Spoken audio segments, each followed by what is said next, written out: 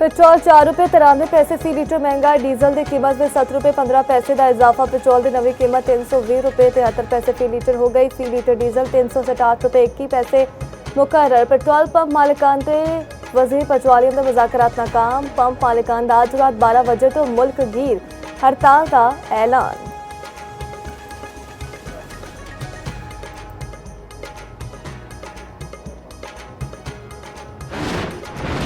अमरीका के ईरान उत्ते मुसलसल 11वीं रोज़ भी बंबारी। सीरत, तब्रेज़, करमानशाह ते बुशहर विच धमाके। सेंटकॉम के मुताबिक ईरान ने 30 तो वध तिजारती जहाज़ों उत्ते हमले किए। हमले का मकसद ईरान की फौजी ताकत को कमज़ोर करना है।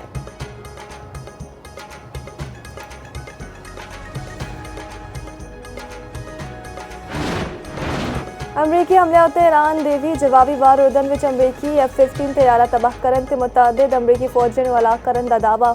शुमाल मगरब विच भी ड्रोन मार सुटन का दावा। बहरीन विच एक बार फिर सालन वज उठे। कवैत विच रडार कंपलैक्स बोबियान विच रडार सिस्टम उत्ते हमला। इराकी फौज सारबेल विच अमरीकी कौंसल खाने के नेड़े 3 ड्रोन मार सुटन का दावा। उर्दन ने 5 ईरानी ड्रोन को तबाह करन का दावा किया।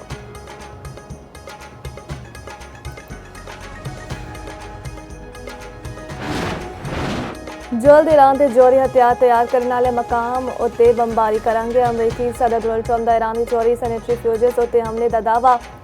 ईरान की आला मुशतरका अस्करी कमान की अमरीका नूं तंबी आख्या। जौहरी तनसीबात उत्ते हमले नाल जंग पूरे खिते विच फैलेगी। हमला किया ते अमरीका ते उहदे इत्तेहादिया के मुफादात निशाना बनावांगे।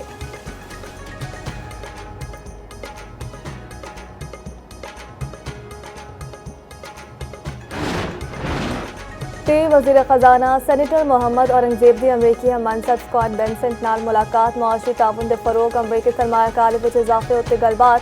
वज़ीर खजाना ने इलाकाई सूरत हाल दे मईशत उत्ते मनफी असरात उजागर किए।